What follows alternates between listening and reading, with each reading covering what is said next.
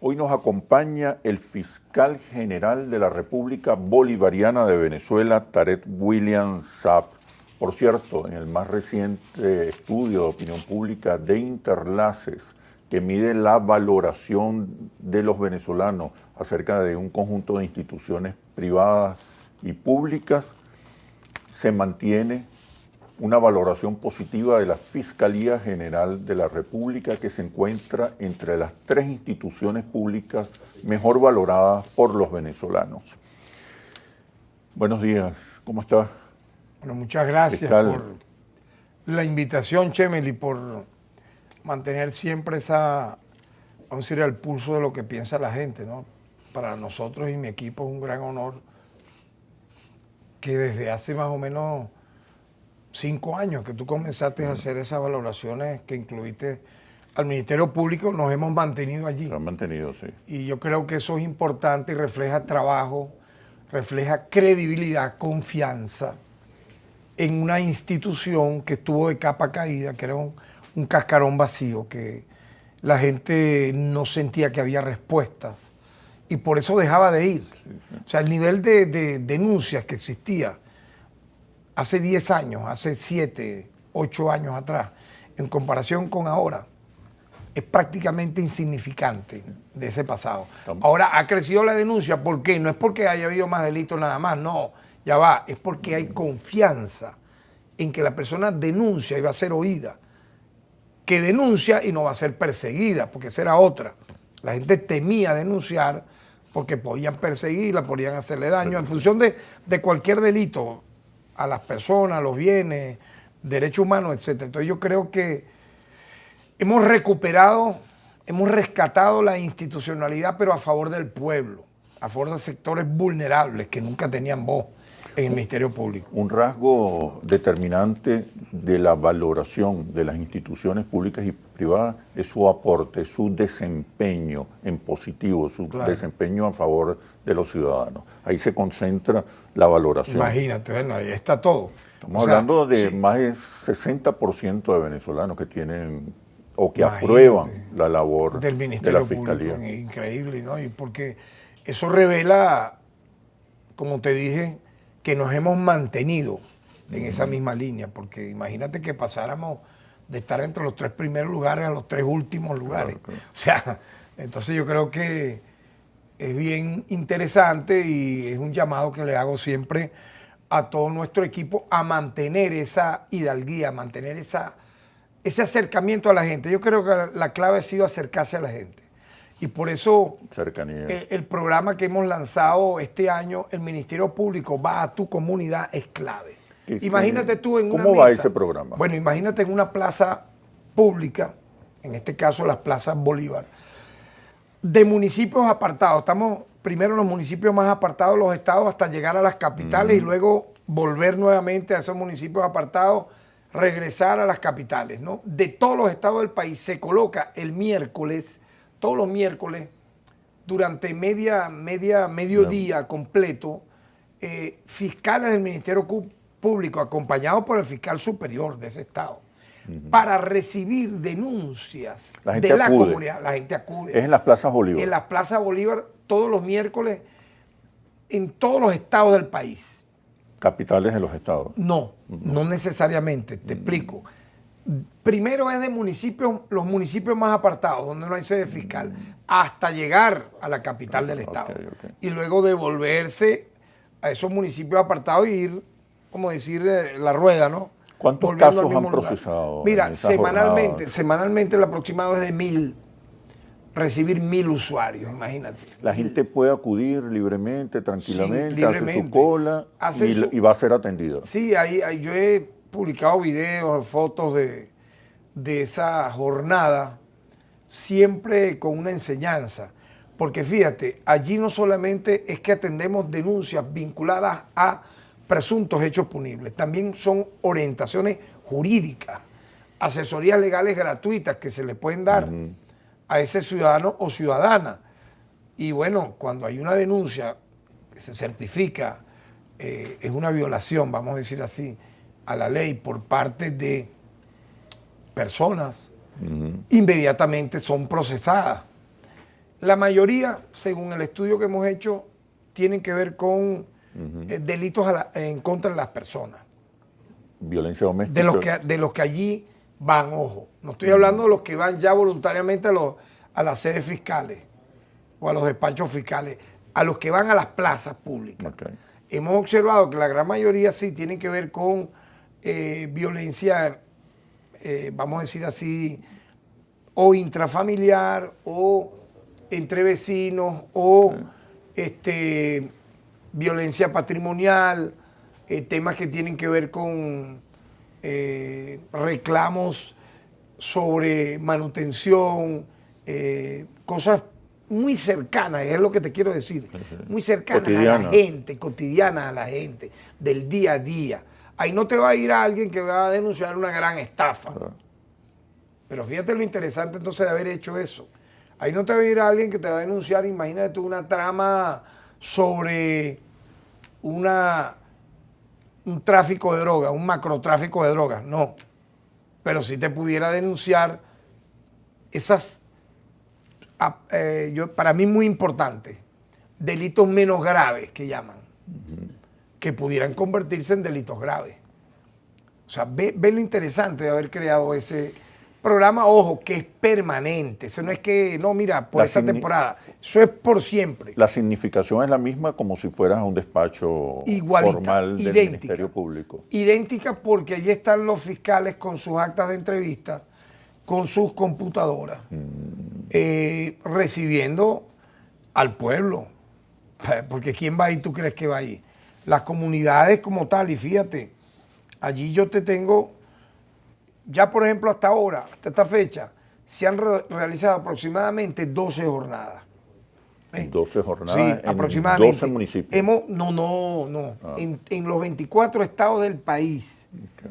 Escúchame, jornadas son 12 miércoles. Okay. ¿Sí me capta? Sí, sí. Porque esto lo creé prácticamente. Son 12 jornadas en distintos municipios. En distintos municipios. Lo ideamos en esa búsqueda de cómo el Ministerio Público cada día está más cercano a la gente. Entonces, bueno, surgió de mi parte, por toda la experiencia política que yo he adquirido en, bueno, mira, 45 años de lucha, imagínate, uno dice, oye, ya va.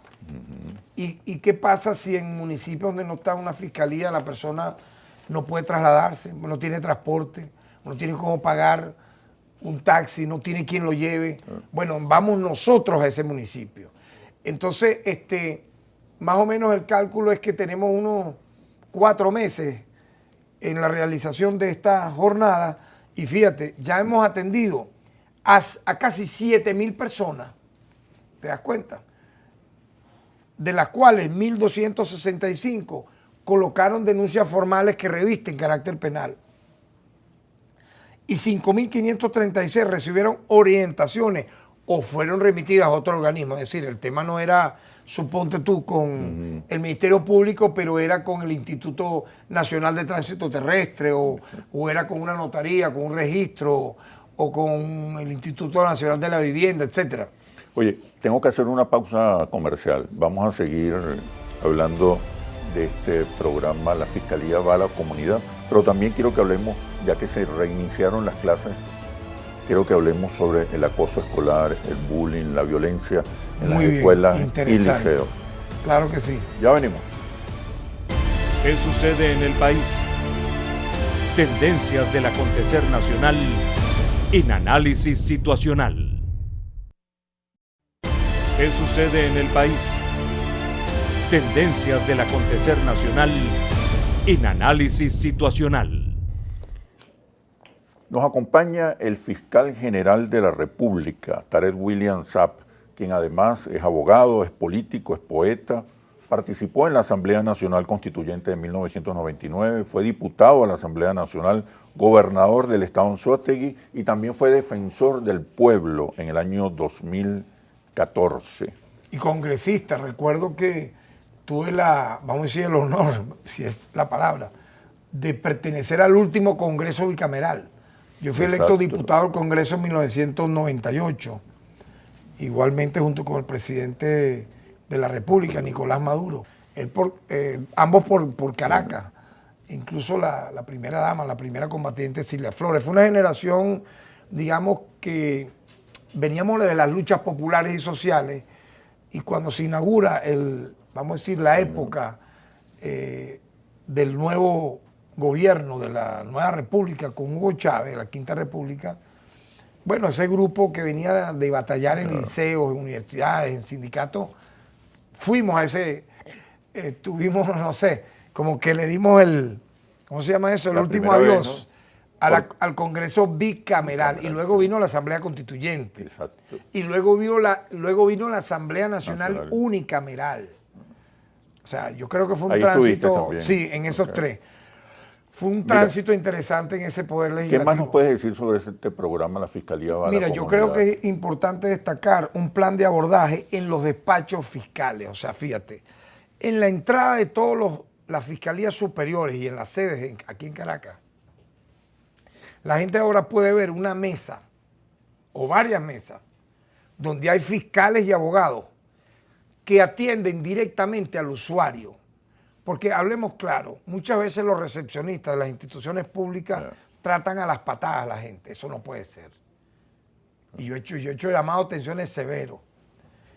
Usted podrá estar fastidiado, podrá lo que sea, pero mire, allí cuando va la gente a una oficina pública es porque tiene un problema que debe solucionar. Más si va a un ministerio público donde los problemas son, imagínate, me robaron, me estafaron, hubo un delito grave, un intento de secuestro, de homicidio, violencia de género, etcétera, etcétera, etcétera. Entonces, ¿qué pasa allí?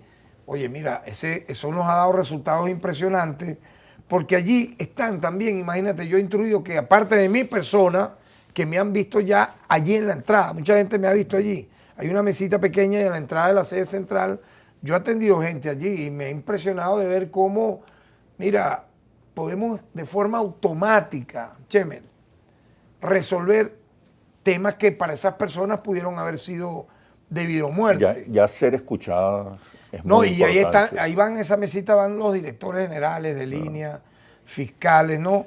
Entonces, fíjate, ese plan de abordaje, yo lo he llamado así, plan de abordaje de atención inmediata al ciudadano en sede fiscal. O sea, no hace falta que usted necesariamente envíe una carta o viralice una denuncia pública, que también vale por noticia crímenes. Esas mesas funcionan todos los días. Todos los días, todos los días. Entonces, fíjate, arrancamos en agosto, se han atendido en las distintas sedes del Ministerio Público. Mira, fíjate tú, alguien pudiera creer, no, eso no van ni 5 pelagatos. No, amigo. 1.620 personas a partir del 24 de agosto. ¿Te das cuenta lo inmediato, lo cercano, lo directo, no? Y obviamente el mayor número de citaciones planteadas, como te dije, también se repite. Se refiere a lesiones personales, violencia psicológica, acoso, hostigamiento, violencia física y amenaza y estafa. Ojo con esto, el delito de las estafas. Mucha gente cree a nivel del sistema de justicia que porque no es un gran fraude, no es un gran delito, suponte, de corrupción, de malversación, esto pasa a un segundo plano. No, porque cuando alguien es estafado, tú le puedes hasta quitar todo el patrimonio de su vida. Entonces ahora lo hacen tecnológicamente. Ahora hackean un WhatsApp, hackean la imagen de alguien en una red social y utilizan esa imagen para estafar. Para llegar a los culpables. Bueno, fácil. Con la denuncia. La denuncia. Con la denuncia. Fundamental. Cuando se coloca la denuncia, nosotros tenemos nuestras experticias, obviamente digitales, tenemos nuestro equipo de la unidad criminalística, los fiscales que tienen experiencia, se designan y rápidamente llegamos a ese objetivo y sancionamos y castigamos severamente. Mira, el delito de la estafa se ha multiplicado, como por ejemplo, cuando toquemos hablar del tema de derechos humanos. Ya ahorita el tema de derechos humanos a nivel de, por ejemplo, una ejecución extrajudicial, una violación al derecho a la vida, una tortura, ha descendido enormemente. Entonces, ¿a dónde ha mutado el delito de la mala praxis policial? A la extorsión. En una alcabala, en una vía pública. Y yo, acuérdate que desde hace como 3 años, creo que fue la primera vez, di una instrucción de facto, vamos a decirlo así, que la gente grabara con su teléfono grabara esa mala praxis policial, que se iba a convertir en una denuncia no solo pública, sino que nosotros la íbamos a atender de manera inmediata, de oficio. Y créeme que los resultados han sido increíbles, porque incluso, fíjate tú, se ha grabado al que graba, porque el que está grabando la mala praxis policial a veces ha sido atropellado por funcionarios que le ha partido el teléfono, pero hay un tercero que está grabando incluso el atropello. Entonces, la acción de ese funcionario policial es peor. Es doblemente, para mí, inmoral. Porque aparte que estás haciendo lo malo y te están grabando, le estás partiendo el teléfono a quien está tomando tu mala acción. El que no la debe no la teme. Entonces, normalmente, ¿es para qué? Mira, para extorsionar a esa persona, para poder transitar libremente, quitarle un dinero. Mira, tu libertad está tarifada. De aquí para allá, llegar a tu casa vas a tener que pagar dólares, 200, 300, 500, dependiendo del carro que ven. Y esto no es de ahorita, ojo. Esto tiene tiempo. Lo que llamaban antes la matraca policial ha mutado a otra cuestión, porque no solamente es, mira, dame para el cafecito, dame para no sé qué. No, chicos. Es que si tienes algo dentro de tu maleta vehicular, suponte, almacenas ahí ropa, comida que quieres llevar porque la compraste y en ese momento, suponte que hasta presenta la factura, le ven un defecto, vámonos, ponte ahí. Y te saquean lo que tienes. Llega la persona entonces a negociar, le dice, bueno, mira, vale, pero quédate entonces con... Hasta negocian que se queden con algo de la ropa, con algo del alimento o con el dinero. No solo pasen alcabalas, ojo. Y sigo llamando la atención de la carretera de Oriente. Sigue habiendo quejas allí. A pesar del esfuerzo que se ha hecho, que ha logrado disminuir, continúa esa práctica de colocar al usuario, preguntarle primero si es funcionario público. Usted es funcionario, si dice que no, literalmente CJ.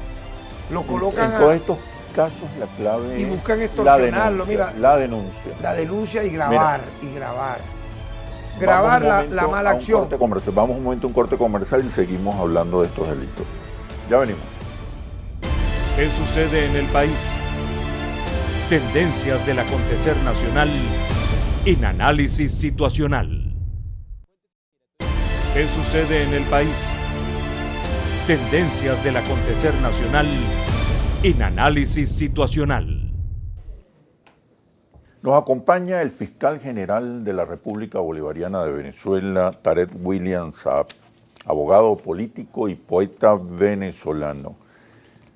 Le preguntaba, señor fiscal, sobre los temas o los delitos de acoso escolar, pedofilia y tráfico de drogas. Sobre todo ahora que recién se iniciaron las clases. Bueno, sí, efectivamente, tu pregunta tiene que ver con el lanzamiento público de campañas, de programas y planes de acciones para combatir esos fenómenos que no son venezolanos, son fenómenos globales. Producto para mí de la transculturización y el uso indebido de los medios digitales, las redes, por parte de una nueva generación. Tú sabes que ha habido ya estudios que hablan de lo que son las generaciones, ¿no? Sí. La generación perdida, aquella que sobrevivió a la Primera Guerra Mundial, por ejemplo. Luego eso fue mutando que si la generación que surge con la explosión de la natalidad, algo así como los baby boomers. Luego, ahora está la generación, la última, más reciente, XY, y por ahí te van, que si los millennials, los postmillennials. Mira, hermano, yo, por ejemplo, siempre diré que soy de la generación que nació a principios de los años 60. No sé si se llamará como te lo he nombrado aquí de las diferentes acepciones, ¿no? Es una generación que tuvo como idea los sueños, la lucha por la libertad, incluso el acercamiento a la poesía. Era normal en un liceo tener libros, por ejemplo, en mi liceo, Alberto Carnaval, Briceño Méndez, intercambiarnos libros de Hermann Hesse, Bajo la rueda, El lobo estepario. Te estoy hablando de los años 70. Claro, los Imagínate libros tú. de esos adolescentes. Mira, de Nietzsche, ¿vale? Yo leí el Zaratustra siendo liceísta. Que no lo pudiera entender, no importa. El Tao Te Ching, de Lao Tse. Y no es porque yo fuera un genio, no, pero es que había otros compañeros que también tenían esa inquietud. No voy a decir que todo el liceo completo. Aparte de la militancia revolucionaria, que en mi caso fue con el PRD de Ruptura de Douglas Bravo. Era como que, oye, la búsqueda del pensamiento, de la filosofía. Y entonces uno se animaba a escribir, así fuera choretamente. En mi caso fue ya una vocación y un oficio de vida. Este año, por cierto, en la Feria Internacional del Libro de Venezuela, se volverá a presentar un libro que me han reimprimido, lo tienes ahí en tu mano, en un paisaje boreal. Y saldrá a la luz pública otro libro nuevo mío, que es de ensayo, crítica literaria, reflexiones de mi antigua juventud, o sea, desde los años 86 hasta el año 2000. Por ejemplo, ensayos sobre poetas que me llamaron siempre la atención: Juan Liscano, Eduardo Sifonte, Gustavo Pereira, Víctor Valera Mora, entre otros. Ensayos sobre literatura venezolana, sobre lo que estaba ocurriendo, sobre mis viajes, incluso fotografías de la época. Eso se llama, el libro se llama Hoguera, es un libro de testimonio, Hoguera de una adolescencia intemporal. Entonces yo creo que esa generación, fíjate, que buscaba la música, mira, la música era diferente, por Dios, no era solo las canciones y las letras que tenían un mensaje. Compara Poéticas. con esta cuestión ahora del llamado reggaetón, donde todo es prácticamente una violación a la mujer. Si tú no nombras 4 veces los genitales de una mujer y las infidelidades y los golpes, no tiene éxito el reggaetón, la canción. Entonces la viralizan a un punto tal que le dan premios de mejor autor, mejor compositor a un analfabeta funcional que no vale la pena ni mencionarlo. Y entonces eso es algo increíble. ¿Cómo tú le vas a dar un premio mundial de mejor compositor a alguien que lo único que hace es rebuznar y decir grosería? Eso es una ofensa, chico, al lenguaje no solo castellano, sino del mundo entero. ¿Qué hacer en esos casos? Entonces yo digo, mira, ¿Cómo legislar? producto de todo eso que te estoy mencionando, de los cambios generacionales, de la interferencia que ha tenido en un primer momento los medios de comunicación masivos, radio, prensa y televisión, coparon la escena, series que fueron derivando en cosas nefastas, novelas, o sea, que transformaban lo que era un amor real con cosas totalmente ajenas a la vida en pareja, a la familia. Eso fue mutando, fíjate, ¿no? De aquella generación, por ejemplo, hippie, que uno pudo haber siempre tenido como referente. Un símbolo. Así, claro. Peace and Love, la contracultura, que nació como una cuestión en contra de la guerra, que luego quisieron convertir en gente drogadicta. No, no es así. Nació como un movimiento pacifista que retó a las grandes superpotencias. El Mayo francés, que casi que barre el sistema francés en los años 60, los movimientos juveniles norteamericanos, estadounidenses, en los años 60 y 70, que se replicaron en toda América Latina. Oye, por Dios, eso es una fuente inagotable, que nace, por cierto, en los años 60. Para mí, la generación más brillante nació en esa década. Y luego tuvo su eco en los 70 y los 80 también. Ahora, todo eso, ¿dónde tú lo ves ahora? Mira, quieren que un niño, estando en edad escolar, fume marihuana.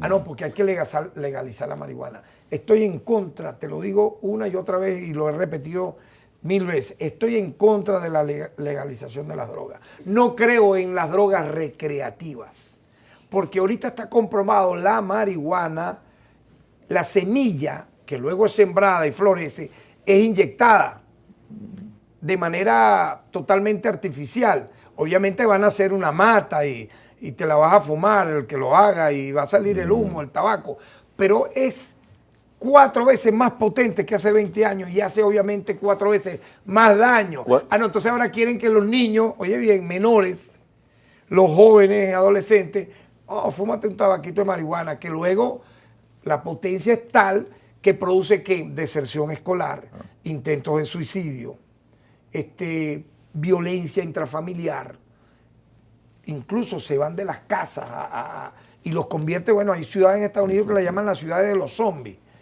Bueno, ahí están los efectos de la legalización de la marihuana, que luego salta a otra. Por ejemplo, el Tutsi, ahora es una moda juvenil femenina, no estás en nada, sino te metes Tutsi, que es la cocaína rosada, para las llamadas fresitas. No, amigo, eso destruye la vida, acaba las relaciones de pareja, te inhibe que vayas a estudiar, que leas un libro, como hacíamos nosotros, que nos formemos. Entonces ahora es viralizar fotos en redes sociales, sean estas cuales fueran, para, en vez de buscar tener una familia, monetizar con las llamadas OnlyFans. Es una variación de la prostitución que captan obviamente grandes agentes de trata humana, de trata de blancas, ahora, señor y fiscal, así sucesivamente. ¿Qué se puede hacer para legislar con relación a las redes sociales cuando estas son usadas con fines que buscan la distorsión de la vida sexual, de la vida familiar, es que yo estoy de la violencia? Pero me responde, por favor, cuando regresemos de los comerciales. Ya venimos. ¿Qué sucede en el país? Tendencias del acontecer nacional en Análisis Situacional. ¿Qué sucede en el país? Tendencias del acontecer nacional en Análisis Situacional. Nos acompaña el fiscal general de la República, Tarek William Saab. Señor fiscal, usted se ha referido al tema de las redes sociales como instrumentos para distorsionar, afectar la vida familiar, sexual, escolar de los venezolanos y los ciudadanos en general en el planeta. ¿Qué se puede hacer? Ya algunos países están legislando contra las falsas noticias, la manipulación con fines terribles de la información que sale en las redes sociales. Por supuesto, y nosotros, ¿qué se está haciendo para controlar, vigilar, supervisar, legislar? Aparte de legislar, que nosotros tenemos un borrador que vamos a presentar a la Asamblea Nacional, sería el octavo, por cierto, la octava iniciativa legislativa que el Ministerio Público le presenta a la Asamblea Nacional. En un momento lo hemos hecho en relación a la defensa de los animales, no hemos hablado de eso, y de la fauna, porque quien mata a un animal, quien previamente maltrata y mata a un animal, lo podrá hacer mañana con una mujer, con un niño o un anciano. Eso está comprobado, o sea, ahí no hay caída. Así que no banalicemos más, yo creo que ya nadie lo banaliza. Eso ha recibido amplio respaldo. Claro, pero al principio no, decía, bueno, gran cosa, que mataron ese perro, que mataron 7 gatos, que envenenaron a no sé qué, tal cosa. Mira, para empezar, que son seres vivos y no te están haciendo nada. Entonces tú por venganza contra un vecino, porque te da la gana, porque eres un sádico, un psicópata, tú no vas a venir a matar a un ser indefenso que es un ser vivo. Okay. Porque mañana lo podrás hacer con un ser indefenso que es niño, o un ser indefenso que es anciano, un ser indefenso que es una mujer. ¿Qué estamos haciendo ahí? ¿Qué está haciendo el Ministerio Público? Bueno, sancionando de manera implacable esos delitos, basándonos en lo que tenemos en la ley, pero también agregándole, por ejemplo, cuando hay agavillamiento, cuando participan varias personas, cuando más allá del agavillamiento se hace justicia por mano propia. Entonces, le agregamos una pluralidad de delitos y logramos la privativa.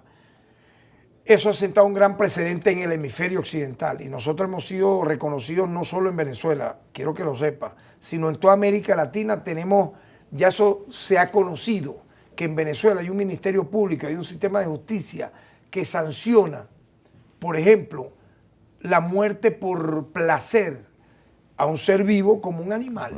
Que no estamos hablando, como alguna gente me decía, pero entonces yo no me puedo comer una gallina, una vaca, perdón, no se burle, le digo yo a quienes hacen ese tipo de comentarios tan ridículos.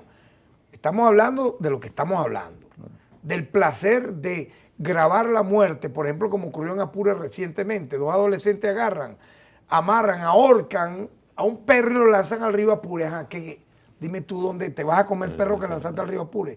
O otros jóvenes que en otro río lanzan unos gatos, unos caimanes, unos cocodrilos en la sede de una universidad pública en el estado de Guárico, y así sucesivamente. Para no hablar del fetish crush animal, que es el uso de animales, mascotas pequeñas, conejos, gatos o pequeños perros bebés, donde mujeres en vestimenta muy sensual, ¿verdad? Y con tacones, van torturando, aplastando con su cuerpo a los animalitos previamente grabados, y luego un capo, que es el que las tiene como explotándolas sexualmente y matando a esos animales, por 20, 30 dólares que dura la sesión de ese trabajo, ellos terminan vendiendo los videos hacia países asiáticos, plataformas asiáticas, por $2,000. Pero a cuenta de que incluso han usado la pornografía infantil.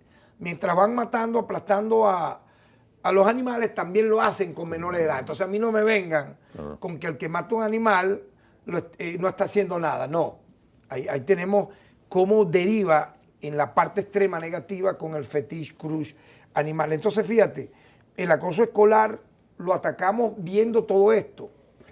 Ojo, no es solamente el tema de las redes, es que hay series televisivas en canales privados que no son solamente los normales, donde por ejemplo elogian, hacen apología a criminales seriales como basuras humanas como el Chapo Guzmán, como Pablo Escobar. Entonces esos son los ejemplos a seguir por niños jóvenes que en vez de querer ser poetas, científicos, inventar la vacuna contra el cáncer o contra alguna enfermedad, contra el COVID, etcétera. No, yo quiero ser como el Chapo Guzmán, yo quiero ser como Pablo Escobar, porque tienen muchas mujeres, porque tienen fincas, tienen aviones, tienen yates, traficando droga, tienen casas completas llenas de millones, de trillones de dólares, porque eso es lo que presentan esas series.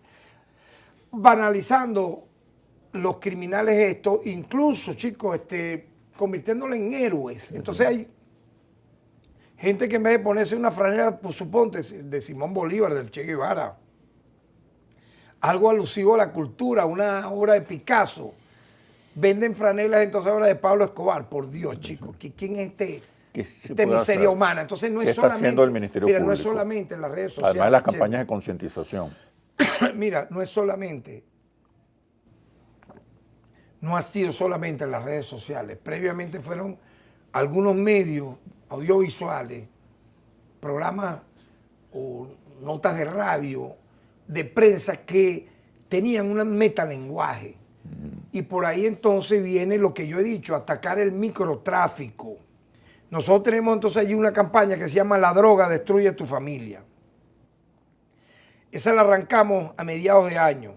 Hemos ejecutado ya 30 charlas y conversatorios preventivos en diversas escuelas y comunidades del país, abordando a más de 761 niños, niñas, adolescentes y educadores. Ojo, antes, eso en plenas vacaciones escolares, ahora va a ser el triple. Claro. Y vamos a hacer una gran jornada en el mes de octubre, ahora a finales de octubre, con el presidente de nuestra institución que lucha contra la droga y autoridades educativas, donde vamos con esa gran charla, ese gran foro, por iniciativa del Ministerio Público, con apoyo del Estado venezolano, iniciar ya en época de clase esta gran campaña que se llama La droga destruye tu familia, que la hemos unido con esta campaña contra el acoso escolar. Hemos realizado 264 actividades en todo el territorio nacional. Ya te estoy respondiendo qué está haciendo el Ministerio Público, con una participación de 9.777 estudiantes, porque esta campaña la arrancamos en mayo. Docentes, padres, madres y representantes de centros educativos públicos y privados. Fíjate, en este año van 341 casos de acoso escolar. Mira. 207 han sido, fíjate, corresponden a lesiones. Hay menores involucrados claro, en esos delitos. Pero corresponden a lesiones algunas graves, que dejan un mes, dejan fuera de clase a un niño o una niña un mes fuera de clase por la paliza que le dan. No, por el bullying, porque no me gustó cómo viene vestida, porque tienes dificultades en el habla, porque te diste feo, entonces bueno, hay que hacerte bullying. Señor hay fiscal, que estos darte una menores, paliza. estos menores pueden ser imputados, estos menores pueden mira, ser sancionados. escucha, Incluso claro que pueden sí. ser sancionados los directores, Claro que sí, maestros, lo profesores de estos hemos liceos. hecho. Por favor, Las personas vamos a hacer una mayores de pausa 14 comercial. años, oye bien, rápido. Rápido. Las personas mayores de 14 años tienen responsabilidad penal que puede acarrear privativa, ojo. Okay. Y Quiero las que son que menores de esa, te lo digo rápido, las que son menores tiene también un tipo de sanción y castigo, obviamente. Entonces yo creo que hay que legislar también sobre esta materia, porque imagínate tú, ¿a dónde vamos a llegar entonces? Porque están enseñando ya el asesinato serial a los infantes, a los menores de edad. ¿No hay acaso sicariato juvenil, Chemel? ¿De dónde ha nacido, tú crees eso? Ahora no, ahora quieren que sea sicariato infantil. Bueno, pero tú no ves en Estados Unidos niños, chicos, niños de 8 años, que entrevistados por sus propios padres, que le preguntan qué quieren ser con 7 y 6 años. Y dicen, quieren ser asesinos. Con 6 y 7 años, eso se ha viralizado en las redes. Vamos a hacer una pausa comercial y seguimos profundizando con sobre 6 y 7 este años tema. decir que quieren ser asesinos. Ya venimos. ¿Qué sucede en el país? Tendencias del acontecer nacional en análisis situacional. ¿Qué sucede en el país? Tendencias del acontecer nacional en análisis situacional. Nos acompaña el fiscal general de la República Bolivariana de Venezuela, Tarek William Saab, abogado, político, poeta, fue constituyente, fue gobernador del estado de Anzoátegui y también fue defensor del pueblo. Las campañas contra la pedofilia, ¿qué se ha hecho? Sí, yo le he llamado pedofilia es crimen. ¿Por qué? Porque así como se ha pretendido banalizar el consumo de la marihuana, porque es una droga recreativa, no es una droga recreativa, es una droga dañina, Claro. de las más brutales. Oye bien, que te producen la peor dependencia y que te dañan de por vida, quemándote las neuronas, haciéndote borrar incluso la memoria. Por eso hay tantos muchachos jóvenes que en las clases salen con 0,1 rapados las nuevas materias porque consumiendo este tipo de droga pierden la memoria, incluso hasta para en un momento que para pensar, ¿no? Entonces fíjate, se ha querido también banalizar el tema de la pedofilia porque incluso están hablando ya de matrimonio infantil. Oye, ¿a dónde vamos a llegar, chicos? Vimos una autoridad en España diciendo que ¿cuál es el problema de que un niño o una niña pueda tener relaciones sexuales si estas son consensuadas? Porque eso es su derecho. Oye, por Dios, ¿cómo va a ser un derecho, en este, entre comillas, humano, que un niño tenga una relación sexual, ponte que tenga 9, 10 años, con un adulto de 30, 40? Por Dios, si hasta por un caramelo, chicos, tú logras embaucar al niño, entonces vas a acceder a una relación sexual. Le destruye aparte del cuerpo la mente. Entonces, no, eso no puede ser así. ¿Qué consensuado va a saber un niño de una relación sexual con un adulto, por Dios? O con un adolescente también. Eso es delito, compadre. Entonces, es una manera de promover la pedofilia. ¿Por qué? Porque es el ataque, es la agresión sexual contra un niño, contra un menor de edad por un adulto. Entonces, no podemos caer en esto. Yo estoy en contra totalmente de esto, que si del matrimonio infantil, que si... Entonces, fíjate tú, hemos castigado hasta con... Hay condenas, yo las he publicado, entre 15 y 30 años a quienes han agredido sexualmente a menores, sea actos lascivos o sea ya violaciones de hecho, claro, pues. Para que entiendan eso, porque es un crimen lo que estás haciendo contra ese niño. Entonces, rápidamente, fíjate, hemos realizado 55 actividades, realizadas en todos los estados, con una participación de 3,000 personas, que incluye docentes, personal directivo y administrativo de centros educativos, defensores y defensores de niños, niñas y adolescentes, consejos y consejeros de protección, funcionarios y funcionarias policiales, entre otros. Fíjate esto, en este año van 926 casos que hemos recibido nosotros de abuso sexual contra niños, niños y adolescentes. Esto significa que ya se están atreviendo a denunciar, porque los niños y los padres por temor muchas veces no lo hacen. Entonces, nuestra legislación está actualizada para atacar no estás viendo que te estoy hablando de hasta 30 años de condena. Hemos logrado. Bueno, si tú me preguntas, yo diría, y lo digo aquí, ojalá para este tipo de delitos se aumente la pena. Okay. Claro que sí, que lleguen a 50 años, una cadena perpetua a un pedófilo, a un traficante de droga, a un asesino serial y este tipo de mutaciones de delitos que afectan el día a día de la gente. Pues fíjate tú, el tema de la cifra de derechos humanos que tú me hablabas mucho al principio. Sí. Oye, nosotros hemos logrado... Ese fue un informe. ¿Te refieres al informe de las Naciones Unidas? A todos esos informes que han sido infames ¿Qué de respuesta propaganda. tiene el Ministerio Público? Mira, nosotros hemos imputado 1.403 funcionarios y 60 colaboradores para un total de 1.463 personas. ¿Te parece poco eso? Este año nada más, 2022, que no ha terminado, 533 funcionarios y 20 colaboradores particulares han sido imputados. La cifra más alta a partir del año 2017. Por ejemplo, el año pasado fueron 233 personas. Yo creo que hay confianza en la denuncia. Y fíjate, igualmente hemos acusado 398 funcionarios a 34 civiles por un total de 432 acusados. Desde el 2017 hasta la fecha hemos acusado a 1.546 funcionarios y 61 civiles para un total de 1.627 funcionarios, lo que nos da un total de privados de libertad en lo que va solo de año, de 181 funcionarios y 8 civiles. Ahora, desde el 2017, privados de libertad van 769 funcionarios y 39 civiles para un total de 808. Pero hay algo bien interesante, ¿no? El tema de las condenas. Hemos logrado nada más y nada menos que 358 condenas, sentencias definitivamente firmes en estos 5 años. Entonces, todos esos informes quedan en la nada. ¿Qué digo yo con esto? Bueno, que Venezuela tiene cómo hacer justicia.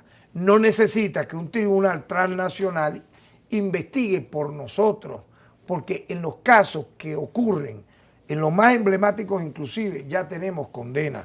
¿Qué ha pasado con las 23 órdenes de captura contra exdirectivos de Monómeros? Bueno, mira, allí tenemos 5 investigaciones. Ajá. Y no son 23, son 25 órdenes de aprehensión que suman 2019, 2020, 2021 y 2022 en varias de las tramas ocurridas, 25. ¿Podemos ver resultados a corto plazo? De las cuales, mira, bueno, ojalá Colombia en este sentido nos ayude no solamente con el tema de ya se está haciendo. El director general contra la corrupción del Ministerio Público estuvo en Colombia, indagando en la sede de Monómeros. Y obviamente queremos que nos extraditen a estas personas, que puedan estar en cualquier lugar del mundo. O sea, Interpol no puede convertir a estos sujetos corruptos y criminales en perseguidos políticos. ¿De cuándo acá? Un perseguido político es por haber escrito un libro, suponte tú, por haber dado un discurso, por haber promovido sus ideas, se convierte en un preso de conciencia. Ahora un corrupto, un traficante de droga es un preso político. Uno de los más célebres es el llamado RR. ¿Cómo es eso, chico? Con estatus de refugiado en Italia. Nosotros se lo reclamamos al embajador de Italia. ¿Qué diría usted, embajador de Italia? Le dije yo en una entrevista, con toda la cordialidad. Si un italiano aquí, perseguido por las autoridades judiciales de Italia, declarase todos los días en Venezuela, a través de Twitter, de Facebook, con páginas digitales, en contra de las autoridades civiles y militares de Italia, ¿cómo se sentirían ustedes? Incluso alguien con un estatus de refugiado tiene que respetar la Convención de Ginebra y simplemente callarse la boca. Ah, no, pero entonces ahora, ¿cómo es esto? Un corrupto de marca mayor que traficó con todas las grandes empresas, metiendo a toda su familia en esas tramas, lo convierten en una especie de ¿qué? De protegido. No, tiene que ser extraditado. Te hablo de Monómeros, pero te puedo hablar de la corrupción petrolera. También está Nervis Villalobos en España y otros más por los casos de Andorra, etcétera. ¿Qué pedimos nosotros? Que todas esas solicitudes que hemos hecho a Interpol sean efectivas por la vía de la extradición, porque estas personas le han hecho daños colosales a la economía venezolana y que obviamente nos devuelvan el dinero robado que están en paraísos fiscales. O sea, yo creo que no solo es Monómeros, Chemel, agradezco que me lo hayas preguntado, sino las tramas de corrupción petrolera. y que tienen que ver con todo lo que implica desfalcos a la economía nacional. El Ministerio Público ha hecho una labor inédita en esa materia. Hay detenidos, claro que sí, en Venezuela, por todo esto que estamos hablando, pero también hay muchos prófugos. Y necesitamos que se materialicen las órdenes de aprehensión. Bueno, señor fiscal, muchísimas gracias por este análisis situacional y por el informe que ha presentado sobre las gestiones que adelanta el Ministerio Público contra distintos delitos. Larga vida, hermano, así va a seguir siendo. La Fiscalía se encuentra entre las 3 primeras instituciones mejor valoradas por los venezolanos y yo creo que ya has visto por qué. Estas razones nos revelan por qué. Así es. Bueno, muchísimas gracias, señor fiscal. A tu orden. Adelante. Nos vemos en un próximo análisis situacional por Globovisión, periodismo libre, independiente y responsable. Hasta pronto.